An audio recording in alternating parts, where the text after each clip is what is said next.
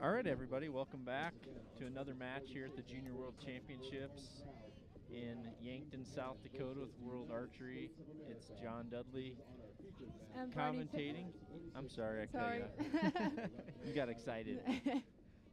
This should be a really good match. We're actually watching a cadet women's match here between Japan and Team USA. And I guess for all the listeners out there who are looking at or watching right now, I'm going to let you talk to us about not only the different categories that we have with cadets and juniors, but just give us a rundown here of what we've got for the team rounds, the distance, and also what distance is for the different classifications and the age groups as well, so that those listening can kind of know what they're looking at and what the different archers and different age categories are. Okay, so well, right now we're watching a cadet match. Both boys and girls that are under 18 are classed as cadets, and they all shoot 60 meters. Then we have the juniors, which are under 21, and they all shoot at 70 meters. That's both in the recurve categories, but for compounds, both the cadet and the juniors all shoot at 50 meters, but at a smaller target face. Awesome. Nailed it. So yeah, Team USA here was actually ranked 7 coming into the team rounds. That team consists of Claps, Sim, and Farr.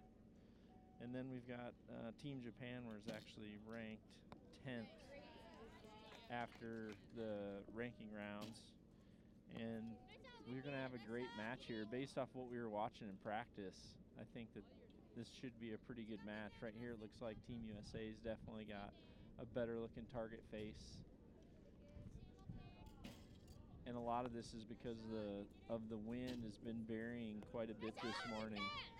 So just like you saw there on that last shot from Team USA, there's times where it's pretty much calm and steady, but then all of a sudden you kind of get just a brief gust, and that's caused the occasional wild arrow, I guess you would call it. Yeah, definitely. You've really got to watch that wind this morning, because it's, most of the time it's been dead calm, but then all of a sudden you get one gust, and if you've shot and that gust comes about, then that's your arrow off. Yep, we have dealt with a tremendous amount of rain yesterday, so the scoreboards in front of the archers are actually not working right now, but you should be able to see here the unofficial score with Team USA with 55 to 52. So Team USA gets 2 set points. So you want to explain the set point match right here for those who don't know how the scoring system works? Yeah, okay. So in the team matches, it's the first team to get to 5 set points. Out of each 6 arrows, the team with the most points get given 2 set points. If you win. Yeah, if you win. If you tie the set, then you get 1 point for each team. And if you lose, you get nothing. It's kind of it's a pretty standard rule, I think. Yeah. No matter where you go, unless you're extremely lucky. But there's a lot of great matches that are happening here off to our right. Unfortunately, we're not able to show you the entire field at one time, but this is there's a good shot of the field right there. This is a very impressive field. You can actually see the teepees in the background behind some of the middle targets, and that's really kind of part of the true heritage to this part of our country, where the Native Americans were established here. And we've got a full sweep here, getting to see some of where the teams and the coaches are right now. And as you can see, there's probably still some tarps laying around, because yesterday we got a tremendous amount of water and actually soaked some of our equipment, which is why the scoreboard is not working right now.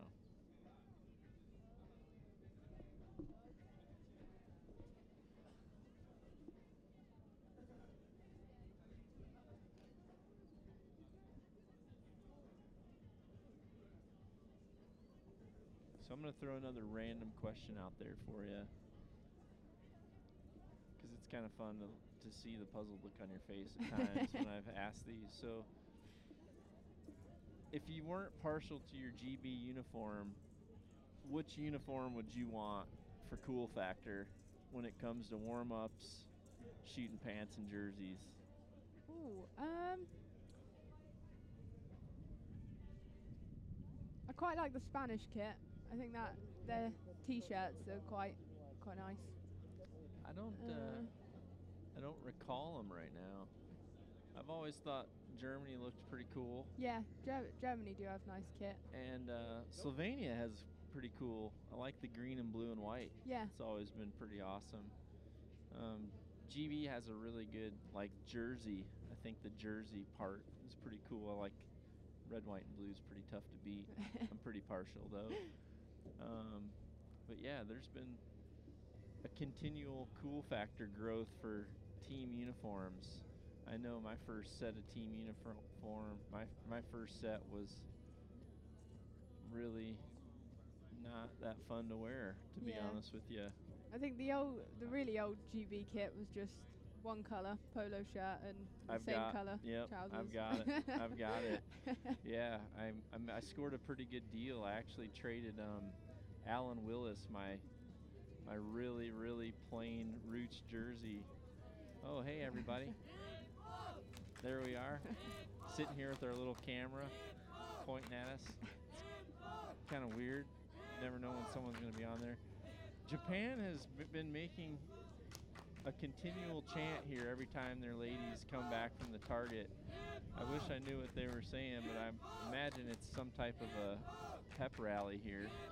So they're having a lot of fun, and this is really what I've always enjoyed the most about the team rounds. Yeah, it's really nice to see the team support and all the different chants that everybody has, and it's almost like a competition with who can chant the loudest. Yeah, absolutely. And I've always liked the team rounds way more. I'm more proud of my team medals than I am of any individual, just because fun factor is higher. Yeah. And you get to tell the story about it more often. You know, you get to talk to your friends about the time where we did this, versus sometimes people don't want to hear about the time you did this. Yeah. You know what I mean? So we start out here with the X. That's a great shot. And the wind is a little bit calmer right now. And we've got let down, so that's always a good shot if you're not trusting it. And we got a 9 here. And here we go. A little bit short on time now for Team USA, but we did salvage a 9, so you can hear quite a bit of rallying behind us through our microphone, and that's all the different teams that you can't see right now. But all right, it was a pretty big opportunity right there. We did not capitalize on it for Team USA. You can see that wind at times. It's the arrows are all grouping right, then they're grouping to the left.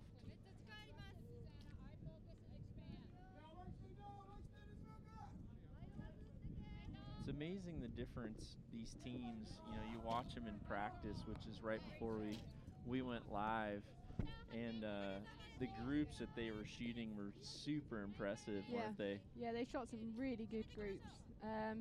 But then, both teams, they just had a couple of arrows that would fly off, so. A little bit of tension and makes a huge difference. Kind of came out of her shot a little bit there too quick. The timing, I can tell you right now, you can sense the tension, but for me, watching these archers, just seeing their timing and the amount of time they're holding, that was a great shot. Yeah. She just trusted it, pulled through it with a little bit of time left, and as you can see by those arrows, she's been shooting great for the team, no doubt about it.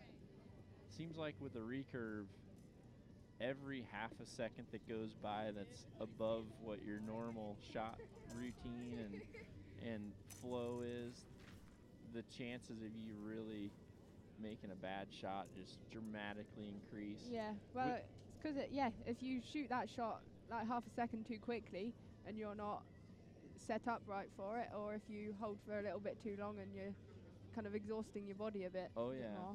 Yep. Well, a lot of times if you're not getting through your clicker, you're kind of collapsing in one part of your body and then trying to overextend in the other instead of having your posture correct. So you almost are kind of counter-fighting yourself or counteracting what you're doing wrong on one half of your body to try to make up for it on the other. And a lot of times you just change your shot completely. Exactly. With the compound, it seems like the archers are, if their shooting timing is a little bit slower, I don't think it has near the effect as with the recurve. You know, it seems like, especially some of these cadets shooting lower poundage, arrows are going a little bit slower. It seems like with wind like this, it'll really magnify those variances compared to, you know, a cadet that's shooting a compound that has a little bit more speed. Yeah. Yeah, well, speed of the arrow is definitely going to have an impact, especially in conditions like these.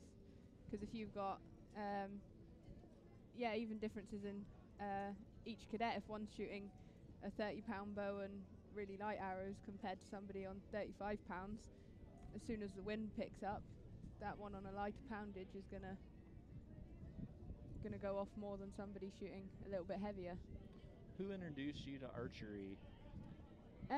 My dad did, because he was on the British field team. So. What year?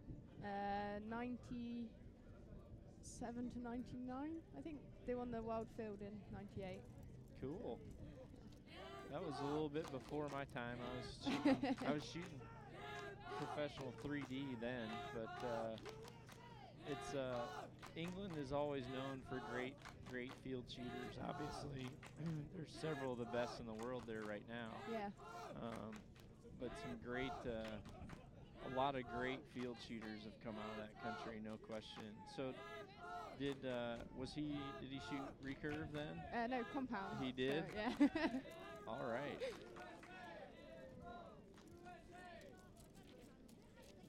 Team USA finally getting behind the pep rally here. It's good to see that. Here we go. Now we're getting some chance. So for score, just so everyone at home knows, we actually had a tie on that match. So after the official scoring, that second set was 52-52. So as you talked about earlier, one team, Team Japan got 1 point, as did the USA. So it's now 3-1. So potential to win the match here.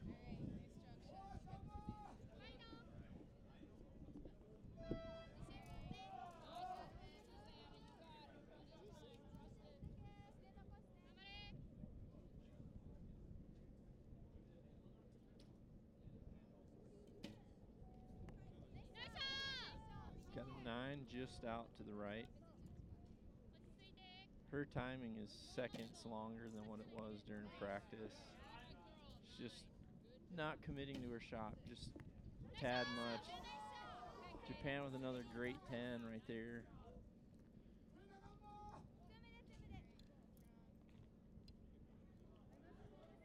It's like a perfect little poster child right there for like a movie or something.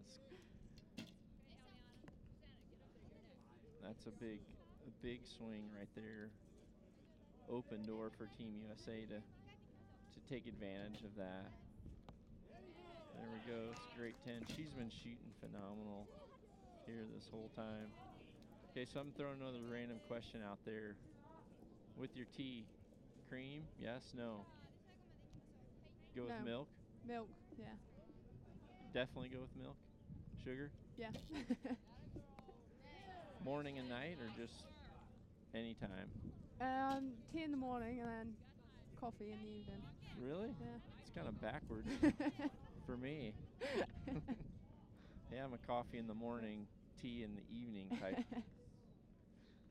All right, so currently right now we're at a score unofficially of 45-40 in favor of Team USA. Now we've got 45-48, so we need a solid shot right here. Gosh, she's going through that clicker nice. A little bit low. There we go. I think that's pretty much much the ball game.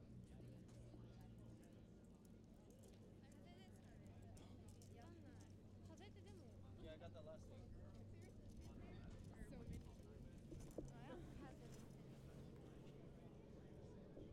Did you have much for pass-throughs yesterday at all? No, nothing. The compounds were having a lot of a problems. heck of a time. Yeah. A heck of a time with pass-throughs for sure. All right, so I'm going to give you an opportunity right now. Give a little shout out to your brands of choice. Okay. So what are you shooting right now? Let's give us your rundown of your gear.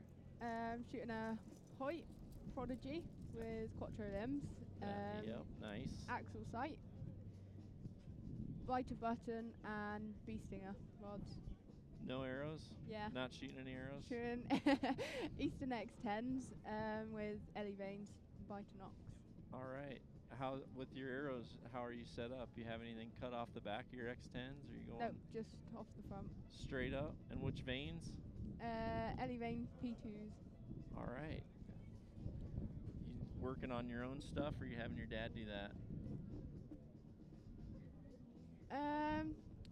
He does most of that.